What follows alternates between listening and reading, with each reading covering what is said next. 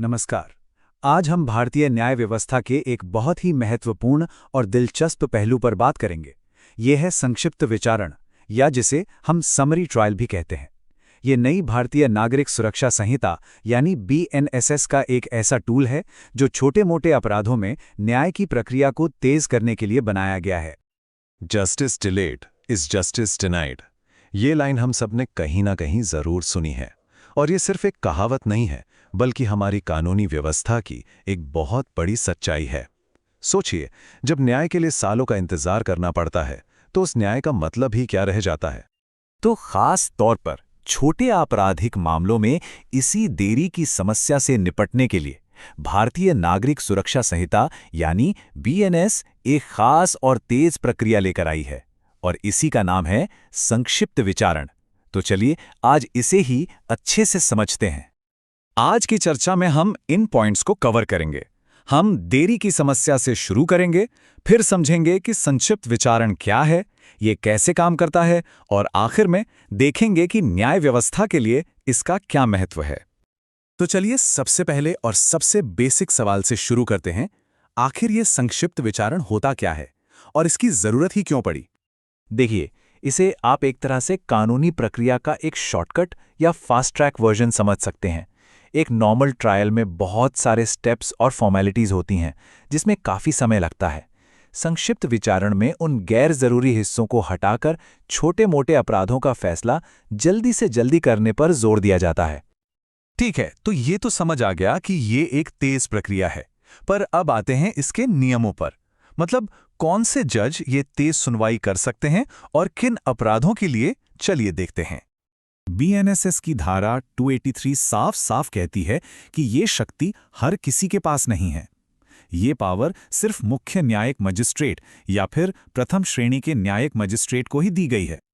अब ये लिस्ट बहुत खास है। धारा 283 में उन अपराधों की एक पूरी सूची दी गई है जिनकी सुनवाई इस तरह से हो सकती है।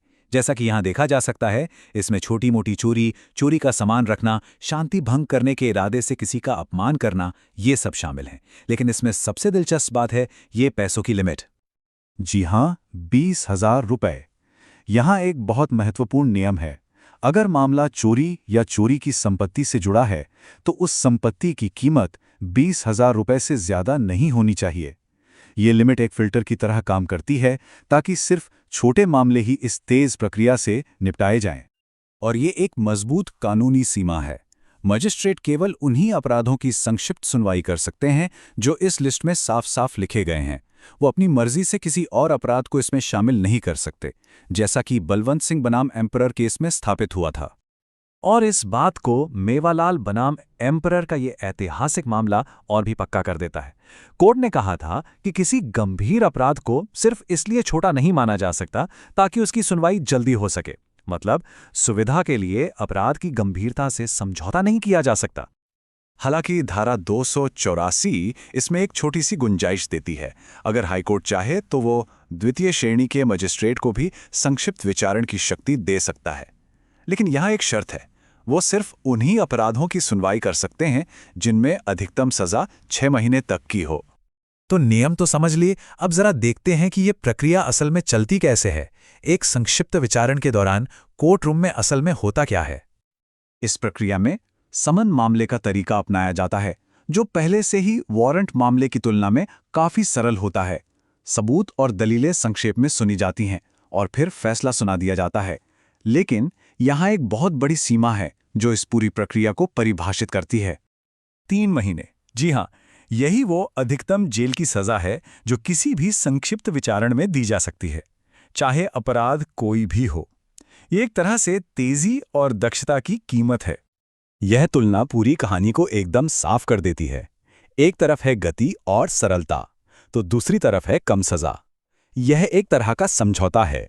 जल्दी न्याय पाने के लिए अधिकतम सजा की सीमा को स्वीकार करना पड़ता है। अब सुनवाई भले ही तेज हो, इसका ये मतलब बिल्कुल नहीं है कि नियमों को ताक पर रख दिया जाए। निष्पक्षता के लिए सही तरीके से रिकॉर्ड रखना बहुत बहुत जरूरी है। तो आइए देखते हैं कि रिकॉर्ड और निर्णय के क्या नियम हैं। धारा 286 के अनुसार मजिस्ट्रेट को एक रजिस्टर में ये सभी जरूरी डिटेल्स दर्ज करनी होती हैं, केस नंबर से लेकर अंतिम आदेश तक। जैसा कि इस साइकिल चोरी के उदाहरण में देखा जा सकता है, हर छोटी बड़ी जानकारी का रिकॉर्ड रखा जाता है ताकि पूरी कार्यवाही पारदर्शी रहे। और यहां एक और महत्वपूर्ण सेफ्टी नेट है। अगर अभियुक्त यानी जिस पर आरोप है वो कहता है कि मैं दोषी नहीं हूं, तो मजिस्ट्रेट को सबूतों का सार और अपने फैसले के पीछे के कारणों को संक्षेप में लिखना ही होगा। यह सुनिश्चित करता है कि फैसला मनमाना न हो बल्कि तर्क पर आधारित हो। और आखिर में धारा 288 रिकॉर्ड को अंतिम रूप देने के लिए कुछ सख्त नियम बनाती है। इसे अदालत की भाषा में लिखा जाना चाहिए, मजिस्ट्रेट द्वारा पूरा हस्ताक्षर किया जाना चाहिए, सिर्फ शुरुआती अक्षर नहीं, जैसा कि सुरेंद्र सिंह मामले में कहा गया था। और जैसा कि अब्दुल अजीज मामले में तय हुआ, हस्ताक्षर की मोहर यानी स्टैंप की भी अनुमति नहीं है। तो इन सभी नियमों और प्रक्रियाओं को समझने के बाद बड़ी तस्वीर क्या बनती है? इस पूरी व्यवस्था का असल सार क्या है? कुल मिलाकर संक्षिप्त विचारण अदालतों पर से मुकदमों का बोझ कम करने और आम लोगों को छोटे मामलों में तुरंत राहत देने का एक बहुत ही प्रैक्टिकल और ज़रूरी जरिया है। ये उस सिद्धांत को हकीकत में बदलता है कि न्याय केवल होना ही नहीं चाहिए बल्कि तेजी से होना भी चाहिए। और ये हमें एक बहुत ही बुनियादी और गहरे सवाल पर लाकर छोड़ देता है। न्याय की रफ्तार और एक विस्तृत गहरी सुनवाई के बीच सही संतुलन क्या है? तेजी से न्याय पाने की कोशिश में हम क्या कुछ खोने का जोखिम उठाते हैं? इस पर विचार करना बहुत जरूरी है।